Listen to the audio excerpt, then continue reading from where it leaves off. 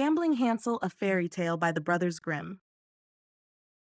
Once upon a time, there was a man who did nothing but gamble, and for that reason, people never called him anything but Gambling Hansel. He never ceased to gamble, playing away his house and everything he had. Now, on the very day before his creditors were to take his house from him, the Lord and St. Peter arrived and asked him for shelter for the night. Gambling Hansel said, "You may stay the night, but I cannot provide a bed or anything to eat." The Lord insisted they stay, agreeing to buy their own food, to which Gambling Hansel raised no objection. St. Peter gave him 3 groschen and instructed him to go to the baker's for bread. When Gambling Hansel arrived at the house where other gamblers were gathered and had won all he possessed, they greeted him loudly. "Hansel, come in." He replied, "Oh, do you want to win these 3 groschen too?" They refused to let him go, and he played away the 3 groschen as well. Meanwhile, St. Peter and the Lord waited.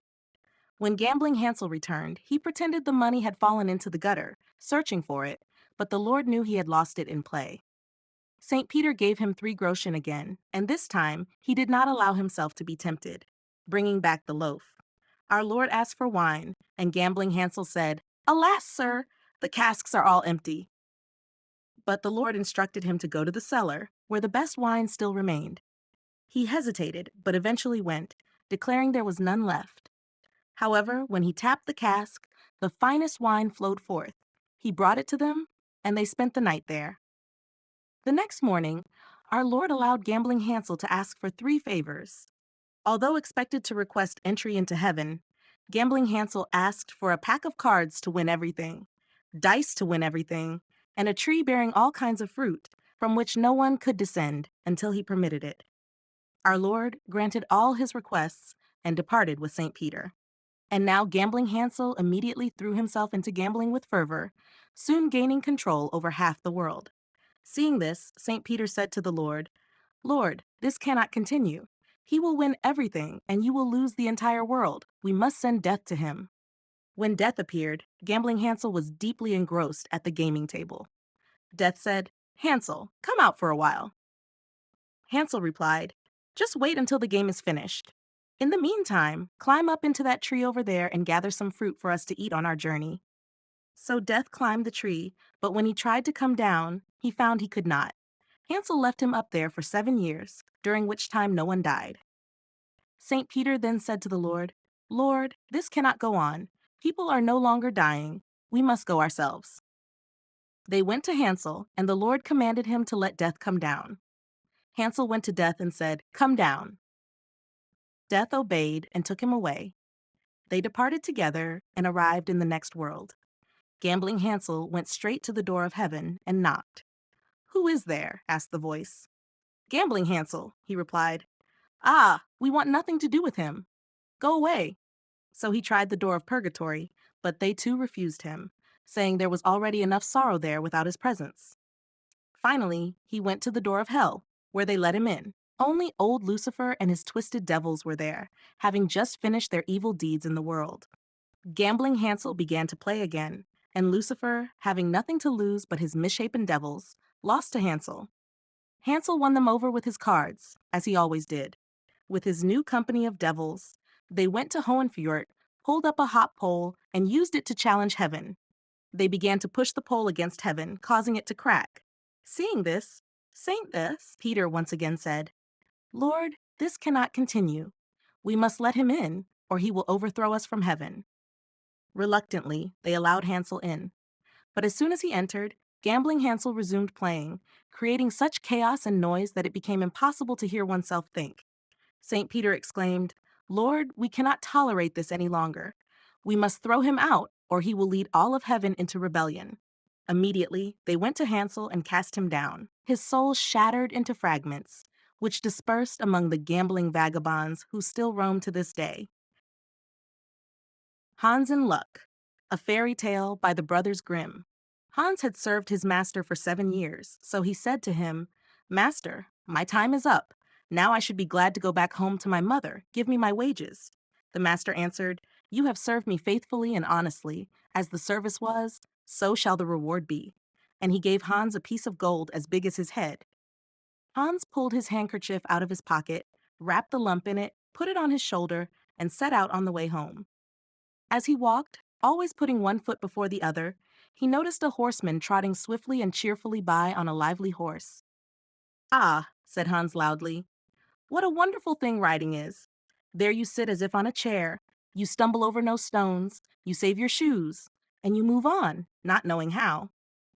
The rider, who had heard him, stopped and called out, "Hey, Hans, why are you walking then?" "I have to," he answered, "because I have this lump to carry home. It's true that it's gold, but I can't hold my head straight because of it, and it hurts my shoulder." "I'll tell you what," said the rider, "let's trade. I'll give you my horse, and you can give me your lump." "With all my heart," said Hans, "but I must warn you, you'll have to drag it along." The rider dismounted, took the gold, and helped Hans up. Then he handed him the reins tightly and said, "If you want to go really fast, you must click your tongue and call out, 'Gee up! Gee up!'" Hans was overjoyed as he sat on the horse and rode away boldly and freely. After a while, he thought it should go even faster, so he started clicking his tongue and calling out, "Gee up! Gee up!" The horse broke into a strong trot, and before Hans knew it, he was thrown off and lying in a ditch that separated the fields from the road. The horse would have run off too, if it hadn't been stopped by a farmer who was coming along the road and driving a cow ahead of him. And as he set himself to work in a clumsy way, the impatient beast at last gave him such a blow on his head with its hind foot that he fell on the ground and for a long time could not think where he was. By good fortune, a butcher just then came along the road with a wheelbarrow, in which lay a young pig. "What sort of a trick is this?" cried he, and helped the good Hans up. Hans told him what had happened.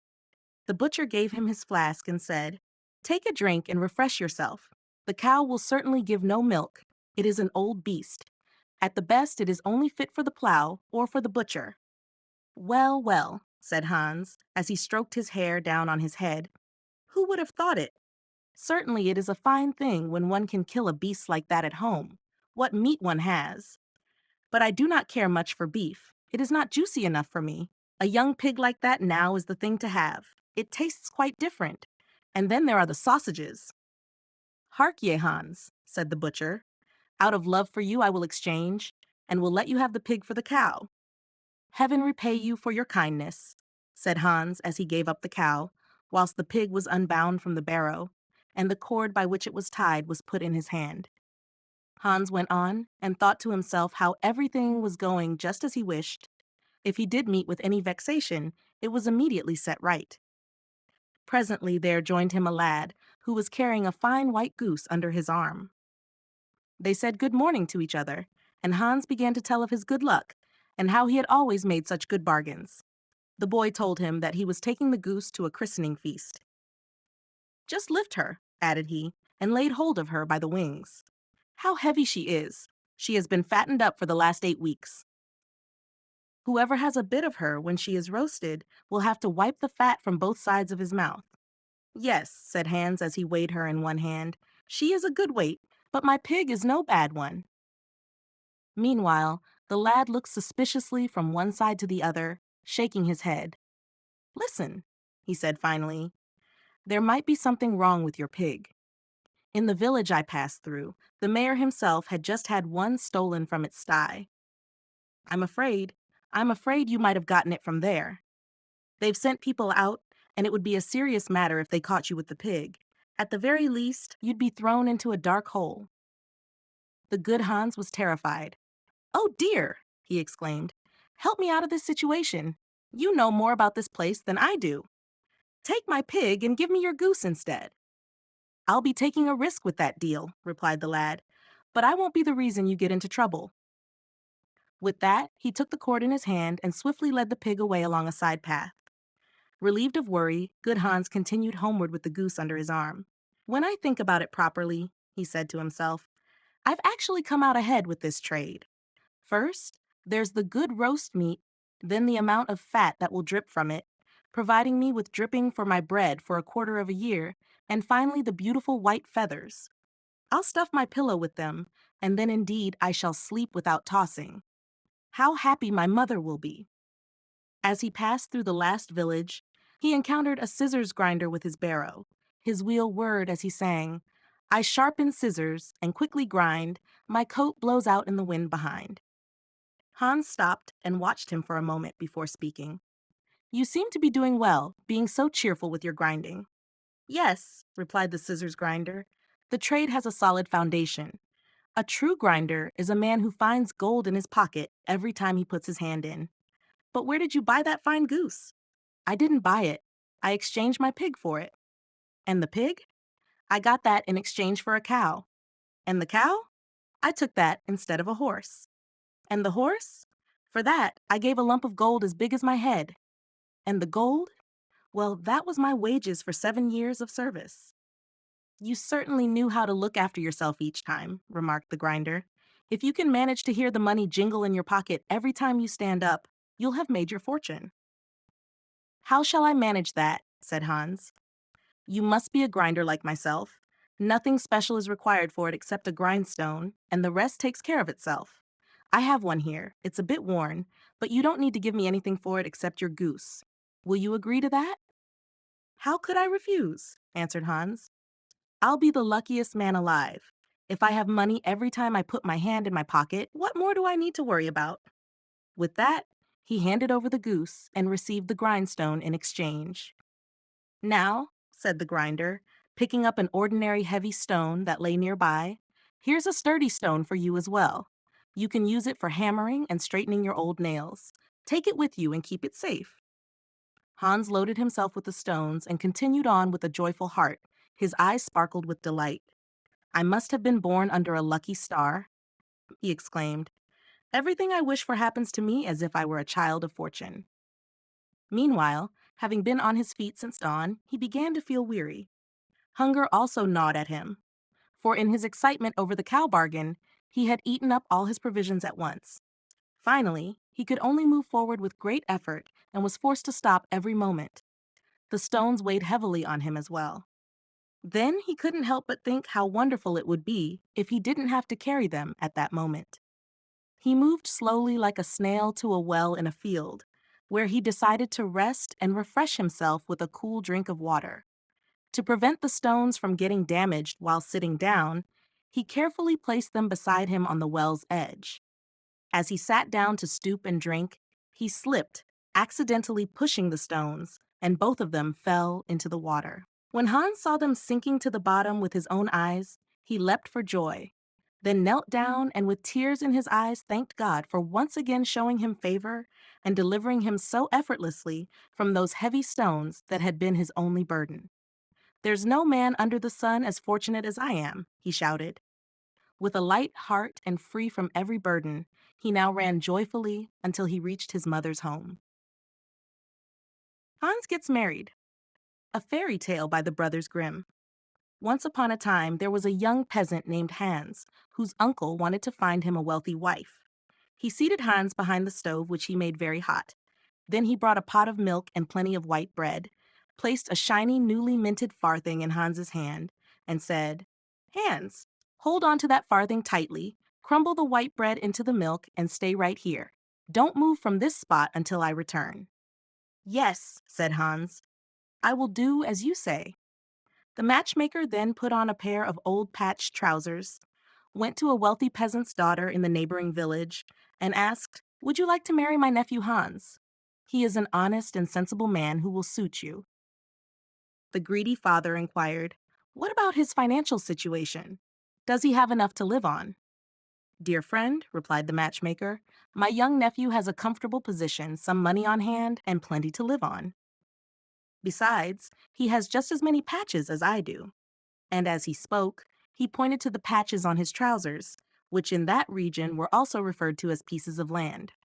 If you come with me, I can show you right away that everything I've said is true. The miserly father didn't want to miss such a good opportunity and agreed. If that's the case, I have no objections to the marriage. So the wedding took place on the appointed day, and when the young bride went outside to see her husband's property, Hans took off his Sunday best and put on his patched smock frock, saying, I wouldn't want to ruin my good coat. They went out together, and whenever they came upon a boundary or a division between fields and meadows, Hans pointed with his finger and then tapped a large or small patch on his smock frock, saying, "That patch is mine, and that one too, my dear. Just look at them." Meaning that his wife should not gaze at the expansive land, but instead admire his garment, which was his own. "Were you really at the wedding?" "Yes, indeed, I was there, dressed to the nines. My headgear was made of snow, but then the sun came out and melted it. My coat was made of cobwebs, and I had to pass through some thorns which tore it off me, and my shoes were made of glass. But I bumped into a stone and they said, 'Clink,' and broke in two." The Gold Children, a fairy tale by the Brothers Grimm. Once upon a time, there were a poor man and a poor woman who had nothing but a little cottage, and who earned their bread by fishing, always living from hand to mouth. But one day, as the man was sitting by the water's edge, casting his net, he pulled out a fish entirely made of gold. As he gazed at the fish, full of astonishment, it began to speak and said, "Listen, fisherman, if you throw me back into the water, I will transform your little hut into a splendid castle." The fisherman replied, "What good is a castle to me if I have nothing to eat?" The goldfish continued, "That will be taken care of.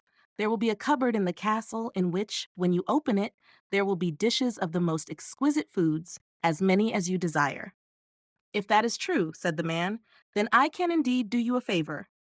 "Yes," said the fish, "but there is a condition. You must not reveal to anyone in the world, no matter who it may be, where your good fortune has come from. If you utter a single word, everything will be lost." Then the man threw the marvelous fish back into the water and went home. But where his hovel had stood before, now stood a great castle. He opened his eyes wide, entered, and saw his wife dressed in beautiful clothes, sitting in a splendid room. She was completely delighted and said, "Husband, how has all this come about? It suits me very well." "Yes," said the man, "it suits me too, but I am terribly hungry. Just give me something to eat." The wife replied, "But I have nothing and don't know where to find anything in this new house." "You need not worry," said the man, "for I see there a large cupboard. Just unlock it." When she opened it, there were cakes, meat, fruit, wine, a truly splendid sight. Then the woman exclaimed joyfully, "What more could you want, my dear?" And they sat down and ate and drank together. When they had eaten their fill, the woman asked, "But husband, where do all these riches come from?" "Ah," he answered, "do not ask me about it. I dare not tell you anything. If I reveal it to anyone, then all our good fortune will vanish." "Very well," she said. "If I am not to know anything, then I do not want to know anything." However, she was not sincere. She never rested day or night, and she tormented her husband until in his impatience he revealed that everything was due to a marvelous golden fish he had caught, to which he had granted its freedom in return. And as soon as the secret was out, the splendid castle with its cupboard immediately vanished. They were once again in the old fisherman's hut, and the man was forced to resume his former trade and fish. But fate had it so that he once again pulled out the golden fish. "Listen," said the fish, "if you throw me back into the water again, I will once more give you the castle with the cupboard full of roast and boiled meats. Just be steadfast, for your life's sake. Do not reveal where you obtained it, or you will lose it all again." "I will take great care," answered the fisherman, and threw the fish back into the water. Now at home, everything was once again in its former splendor, and the wife was delighted with their good fortune. But curiosity gave her no peace. So, after a couple of days, she began to ask again how it had happened, and how he had managed to secure it. The man remained silent for a short time, but eventually she angered him so much that he burst out and revealed the secret. In an instant, the castle disappeared, and they were back in their old hut. "Now you have what you wanted?" he said, "and we can go back to scraping by." "Ah," said the woman, "I would rather not have riches if I cannot know where they come from, because then I have no peace." The man returned to fishing, and after some time, he happened to pull out the goldfish for a third time. "Listen," said the fish, "I see very well that I am destined to fall into your hands. Take me home and cut me into 6 pieces. Give your wife 2 of them to eat, 2 to your horse, and bury 2 of them in the ground. Then they will bring you blessings." The fisherman took the fish home with him and did as it had instructed. It came to pass, however, that from the 2 pieces buried in the ground, 2 golden lilies sprang up. The horse had 2 golden foals, and the fisherman's wife bore 2 children who were entirely made of gold. The children grew up, became tall and handsome, and so did the lilies and horses. Then they said, "Father, we want to mount our golden steeds and travel out in the world." But he answered sorrowfully, "How shall I bear it if you go away, and I know not how it fares with you?" Then they said, "The 2 golden lilies remain here. By them you can see how it is with us. If they are fresh, then we are in health. If they are withered, we are ill. If they perish, then we are dead." So they rode forth and came to an inn, in which were many people, and when they perceived the gold children, they began to laugh and jeer. When one of them heard the mocking, he felt ashamed, and would not go out into the world, but turned back and went home again to his father. But the other rode forward and reached a great forest. As he was about to enter it, the people said, "It is not safe for you to ride through. The wood is full of robbers who would treat you badly. You will fare ill, and when they see that you are all of gold, and your horse likewise, they will assuredly kill you." But he would not allow himself to be frightened and said, "I must and will ride through it." Then he took bearskins and covered himself and his horse with them, so that the gold was no longer visible, and rode fearlessly into the forest. When he had ridden onward a little, he heard a rustling in the bushes and voices speaking together. From one side came cries of, "There is one," but from the other, "Let him go, he's just a poor fellow, as poor and bare as a church mouse. What could we possibly gain from him?" So the gold child rode joyfully through the forest, and no evil befell him. One day he entered a village where he saw a maiden who was so beautiful that he did not believe a more beautiful one existed in the world. And as such a mighty love took possession of him, he went up to her and said, "I love thee with my whole heart. Wilt thou be my wife?" He pleased the maiden so much that she agreed and said, "Yes, I will be thy wife, and be true to thee my whole life long." Then they were married, and just as they were in the greatest happiness, home came the father of the bride. And when he saw that his daughter's wedding was being celebrated, he was astonished and said, "Where is the bridegroom?" They showed him the gold child, who, however, still wore his bearskins.